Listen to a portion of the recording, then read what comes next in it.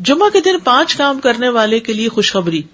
جو آدمی ایک دن میں 5 امور پر عمل کرے گا اللہ اسے جنت والوں میں لکھ دے گا. اور وہ کیا ہے؟ مریض کی تیمارداری کرنا، جنازے میں شریک ہونا، دن کا روزہ رکھنا، جمعہ کے دن نماز کے لیے نکلنا، اور غلام آزاد کرنا. اب اس میں یہ کہ یہ 5 کام جمعے کے دن ہی ہو سکتے ہیں، اور لیکن جمعے کے دن کا اکیلا روزہ رکھنا منع کیا گیا. یعنی اگر کسی کا جمعرات کے ساتھ کا اکٹھا یا ہفتے کے ساتھ کا روزہ ہے، کوئی قضا رکھ رہا ہے یا ویسے ہی کوئی کفارے وغیرہ کے بھی رکھ رہا ہے، اچھا اس دن صدقہ خیرات کرنا بھی عام دنوں کے مقابلے میں زیادہ اجر و ثواب کا باعث ہے. تو انسان جمعے کے دن کی نا کچھ اس طرح کی پلاننگ کرے کہ اس دن خاص صدقہ بھی کرے اور نہائے دھوئے بھی اور ساری زیب و زینت اور پھر تیار ہو اور گھر بھی صاف ستھرا کرے. یعنی یہ کہ اہتمام نظر آئے کہ آج جمعہ کا دن ہے.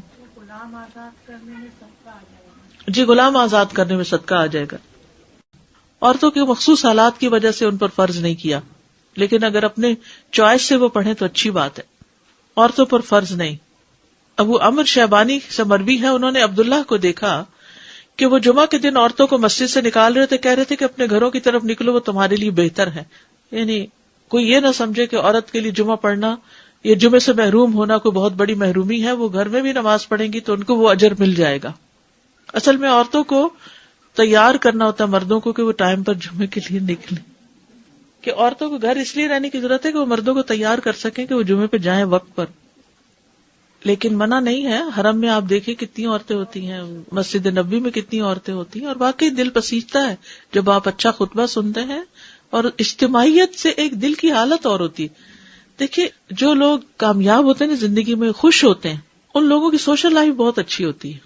اور ہمارے لیے یہ مسجد، یہ مدرسہ، یہ اجتماعی عبادتیں، یہ اکٹھے ہو کے عبادت کرنا، عیدیں، تراویاں، یہ سب یہ خوشی کا ذریعہ ہے.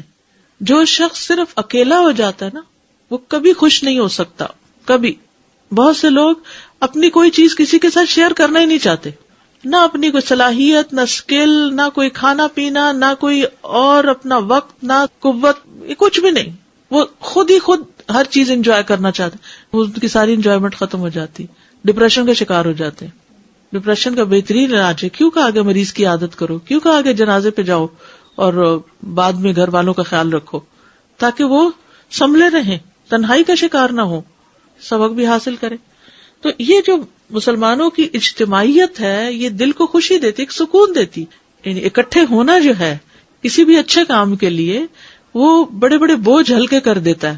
وہ کہتے ہیں نا ہر کامیاب مرد کے پیچھے ایک عورت ہوتی. کیا مطلب ہے اس کا یعنی ضروری نہیں کہ عورت ہی ہو، یہ ایک محاورہ بن گیا ہے، لیکن اس کا مطلب یہ ہے کہ کوئی بھی جو کامیاب انسان ہوتا ہے نا اس کا کوئی نہ کوئی مددگار ہوتا ہے.